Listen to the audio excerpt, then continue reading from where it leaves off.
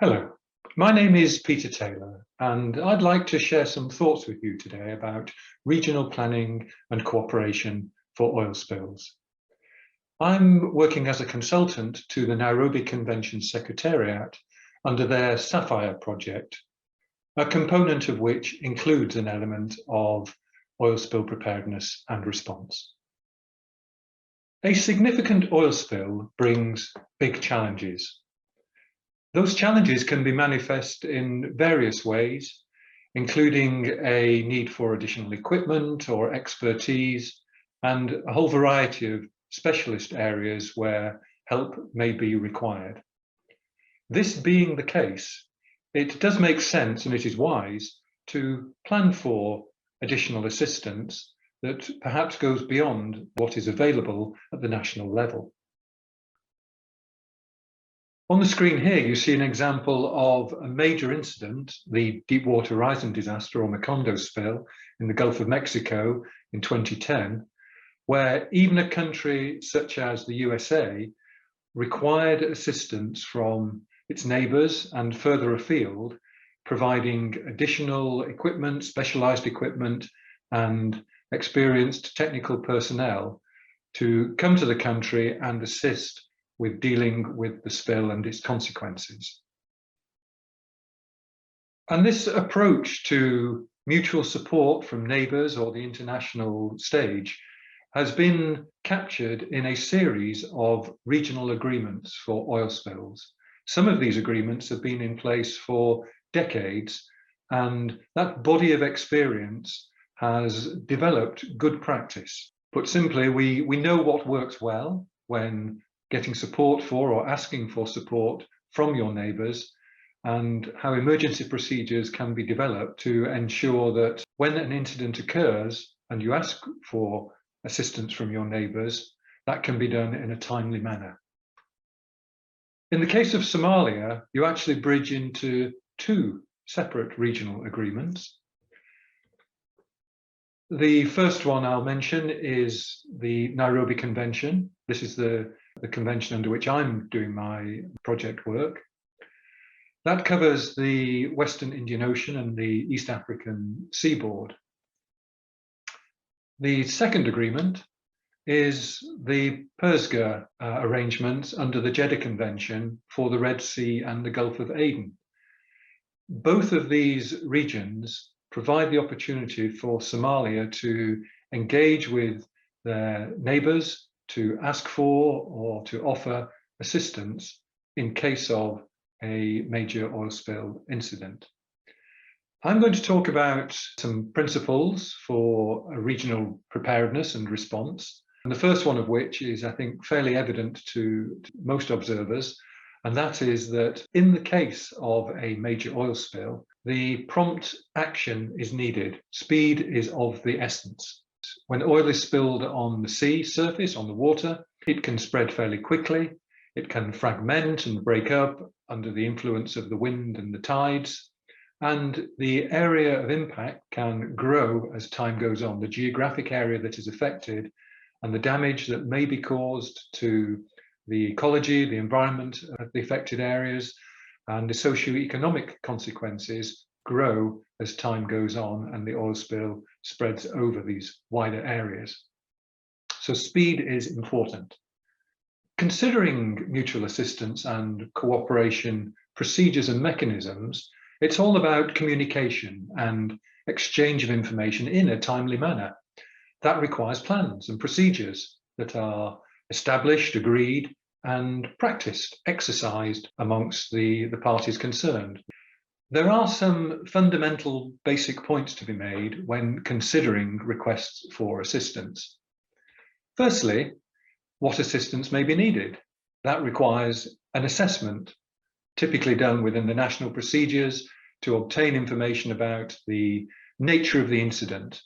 That could be its location, the oil type, possibly the volume, if that can be determined, where the oil is heading, and what are the resources that may be under threat along the coastlines. All that needs to be considered prior to a request for assistance being made. Knowing whom to call is, of course, critical. You need to know within your neighbouring countries to whom you make a call for assistance. In an emergency context, a 24/7 context, these need to be operational points of contact. Typical diplomatic channels are not appropriate when it comes to emergency response. Diplomacy normally works on a cycle of days and weeks, whereas in an emergency response, you're looking at a cycle that works in terms of hours to enable any assistance that can be offered to be delivered in that timely manner so that it can be effectively deployed and have some value to improving the response efficiency. Are the telephone numbers, the emails, whatever the contact route may be, are they up to date? Then the framework under which support is offered and accepted needs to be clear so that the support is identified, the assistance is available, and how is it going to be mobilized, to where should it be mobilized, what are the logistical means to make that happen. And of course, the financial procedures, the financial arrangements. Although it will be desired that ultimately the polluter will pay, there needs to be clarity on the costs and the arrangements for the finances prior to the assistance being mobilized. And then when it is mobilized, that assistance will be provided in the context of the national response of the affected country, and international or support from your neighbours needs to be properly integrated into the command and control procedures under the national framework. There was a marine highway project some years ago which led to the development of a draft regional plan of cooperation. That regional plan is aligned to IMO guidance. It, in its format, looks very similar to the regional plans that exist in many other parts of the world. It is also fits within the framework of the Nairobi Convention's emergency protocol. It is essentially a set of procedures to meet those fundamentals that I just spoke about in a previous slide. It has operational procedures for an incident that has a regional dimension. The control of the incident remains under a national framework of the affected country, the affected party. So the National Oil Spill Contingency Plan is fundamental to effective regional cooperation. That still provides the framework for the response. The regional plan doesn't in some ways supersede or override the national plans. Far from it, it's the opposite. All the regional plan is there to do is to facilitate and coordinate additional assistance from outside of a country into the country, functioning under the country's national plan. There is also envisaged within the regional plan a facilitation role for what I'll call a regional mechanism, potentially a regional centre that can be a clearinghouse of information and help a country who potentially in an incident is feeling or is actually overwhelmed by the scale of the incident, looking for assistance. In that context, a regional mechanism, a regional centre, can be very valuable to facilitating the assistance from overseas. Now, if I go back to those fundamentals, which you've seen already, if I put that in the context of these two plans, the National Oil Spill Contingency Plan and the Regional Plan together, and the Regional Plan is designed to facilitate cooperation between national systems, and therefore the national plans should likewise be integrated with the procedures at the regional level. Between the two, they should address those fundamentals that are now in the background on the screen. And one really important part of the regional system is the so-called pollution reporting system, very often given a short form of POLREP, pollution reporting. So the POLREP system, it's a very important part of the procedures because it is the backbone of the communications between countries when there is a request for assistance or when that request is received and an offer of assistance is considered. So within that POLREP system, those fundamentals are addressed: the nature of the incident, the support that is being requested sits within the POLREP system.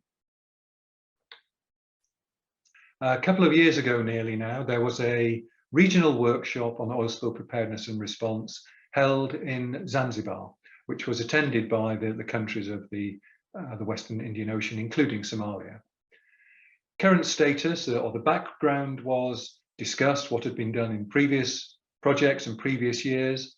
A series of recommendations were developed to take the process forward, hopefully looking to getting the regional planning framework over the line with an approved and finalised regional plan and a regional mechanism to support and facilitate its implementation.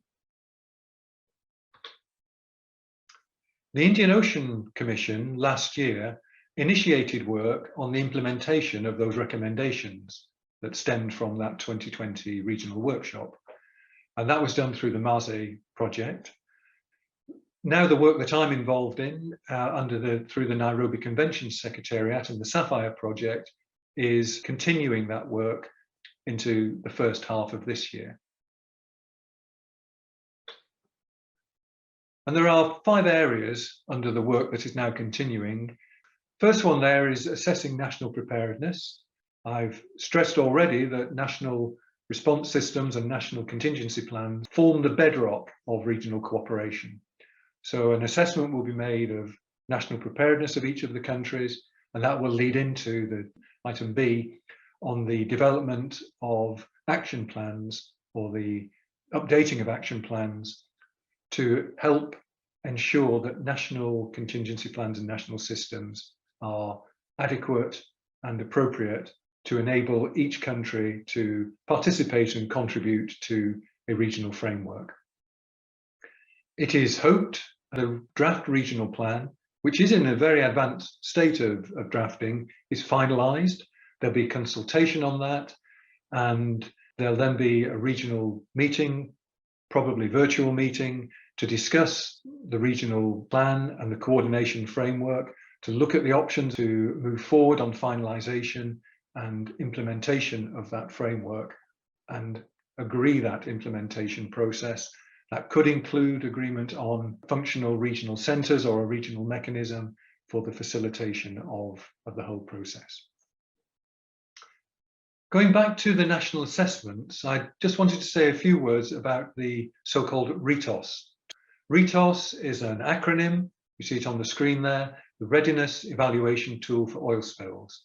It's a tool to assess preparedness, and it can be used to look at national response systems. Ultimately, RETOS is simply a set of questions that addresses all the elements of oil spill preparedness and response, to go through those questions and answer them, whether the questions that are being asked are either already addressed, whether they are not yet addressed, they're absent or missing, or whether they are partially addressed. And on the basis of the response to these questions, and RETOS provides a set of recommendations on areas for improvement and actions that can be undertaken to make those improvements. So this is an ideal tool to feed into the development of national action plans, the activity B, as was on the previous slide. The RETOS process is on the screen there. I don't want to go into any detail at this point. We can talk about it afterwards if there are questions. But as I say, in essence, it is simply a series of questions that are appropriate to analysing and assessing or evaluating a national response system. And a completed evaluation is produced by the system, as I've already said, that then produces a report that can feed into the national action plans. So in summary, 2 key points I have on the screen there. The first one is that although my talk is focused on regional cooperation, fundamentally that is based on having effective national response systems and implemented or developed and approved national oil spill contingency plans as part of that response system. National preparedness is key to having effective regional cooperation.